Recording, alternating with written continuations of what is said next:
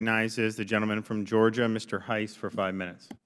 Thank you, Mr. Chairman, and I would like to associate myself with your remarks earlier. I completely agree that President Trump made the right decision in this. The Iran deal was flawed from the start. We needed a better agreement in 2015. We needed a stronger agreement now.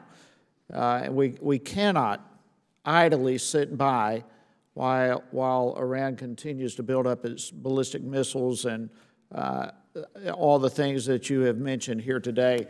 Dr. Rubin, let me start with you with this. What kind of threat does Hezbollah and the Islamic Revolutionary Guard pose to Israel? It poses an overwhelming threat. The Deputy Secretary of Hezbollah has said that he welcomes the opportunity for all the Jews in the world to relocate to Israel because it would save them the trouble of hunting them down and killing them elsewhere. All right, so we have a serious threat. What can the U.S. do to support Israel against this threat? The Iranian strategy, as voiced by the Islamic Revolutionary Guard Corps, tried to overwhelm Israeli missile defenses just by sheer number of missiles which are in Hezbollah or perhaps Hamas hands. The preventive action would be to continue to support the interdiction of any missiles or missile parts. When it came to the aircraft deal, I should note that Iran, if you calculate the number of seats that Iran Air has and you compare it to the Boeing and Airbus deal, Airbus and Boeing were prepared to give Iran more than 3 times the annual capacity of Iranian flights, putting them on scale of Qatar Airlines or Korean Air. So clearly it wasn't in that case about passenger safety, which is why encouraging companies to scale back aid, which could go to the Islamic Revolutionary Guard Corps, is wise if our goal is to constrain the Islamic Revolutionary Guard Corps. All right, and you mentioned the air. What about the naval aggression of Iran? What should be our role there? With regard to the naval aggression, our presence matters. Now, I differentiate between our presence in general and our aircraft carrier presence, but when President Obama, for very good reasons, talked about a pivot to Asia, what many people in the Persian Gulf heard was a pivot away from us, and so psychologically, there's a sense of abandonment among some of our GCC allies. Now, the reason I talk about taking aircraft carriers and pushing them more into the Arabian Sea is just to neutralize the threat posed by Iranian small boat swarming tactics, where they can reach us, but we can't reach, where they can reach us, we can reach them from the Arabian Sea, they can't retaliate against us. So a stronger presence, be it our carriers or whatever, would that, am I hearing you saying that would be a change from the Obama administration's approach? Between 2003 and 2011, we had on average 1 carrier strike group in the Persian Gulf. Between 1991 and 2003, we had 1. Between 2003 and 2011, we had on average 2. What I'm saying is we should continue with the destroyers and cruisers and amphibian LHDs in the Persian Gulf, but the aircraft carriers should remain outside.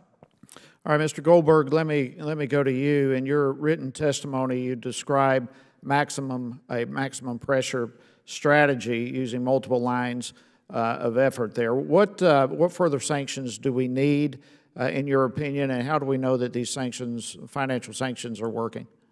Well, I appreciate the question, Congressman, and thank you all for your leadership on this in the past. It's going to be very important for this subcommittee and for other members to conduct oversight over our enforcement to make sure that we actually do have a maximum pressure campaign that succeeds. We need to measure this by the liquidity crisis in Iran, the access of the regime to cash, to hard dollars, to hard euros. What we saw in the lead up to the JCPOA, really the lead up to the JPOA, the interim deal, was that under the central bank sanctions, the disconnection of Iranian banks from SWIFT, the sectoral sanctions that Congress enacted, we saw enormous pressure and stress of the regime, a balance of payments crisis emerging and a liquidity crisis. Because the mullahs have so mishandled their economy, even under the sanctions relief provided by the JCPOA, the economy is already in crisis. Really, the timing of the reimposition of sanctions for a maximum pressure campaign couldn't be better. The rial is in free fall in Iran.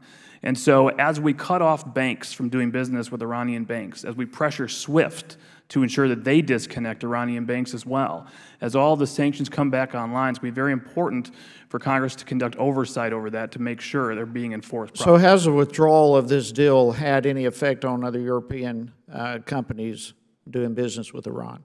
Absolutely. We've seen pretty much on a daily basis more and more companies, the large ones, getting out. You may have seen today there was a lot of news reports of oil imports from Europe going to be canceled due to our return of the oil sanctions. We've seen that the European Investment Bank, the Europeans were talking about maybe using the European Investment Bank as a replacement for private institutions to provide financing for those companies that wanted to continue in Iran. Those leaders said, you know what, we don't want any part of that. Iran is too risky, sanctions are too risky, we don't want to touch that. And I would point everyone to yesterday's speech by our Undersecretary for TFI at Treasury. She gave a great speech that really was an indictment of the Iranian regime's financial system, not because of the nuclear deal, but because of the practices, the behavior of this regime. That's why most banks and most companies don't want to do business there anyways.